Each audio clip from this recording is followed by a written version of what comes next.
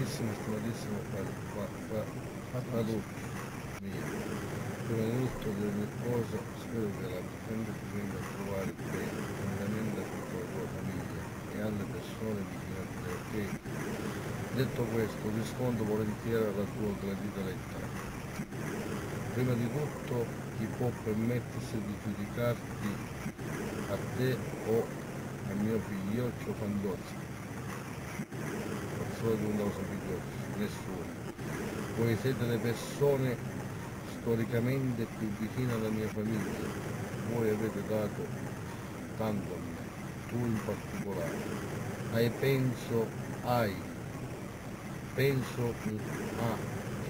perso un fratello e mio, hai perso un fratello e mio figlioccio è stato sempre devoto e fedele alla mia persona. Quindi niente e nessuno può giudicarvi all'infuori del sottoscritto. Voi siete e fate parte integralmente della mia famiglia.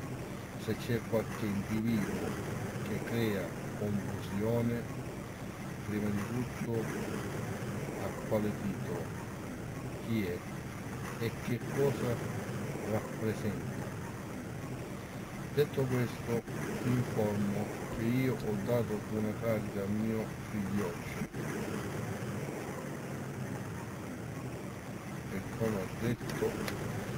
ho detto pure a lui, tu in qualità di uno che fa parte storicamente della mia famiglia, devi essere a fianco a lui, uniti su tutti i punti di vista, che si ritiene vicino alla mia famiglia deve rispettare le mie decisioni.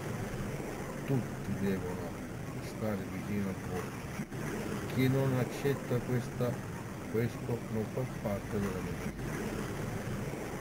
Poi ci tengo pure a dirti che chi fa uso e consumo del mio nome per i propri interessi avrà ciò che merita. Con questo a me importa solo che si fanno cose buone, con serenità e lealtà.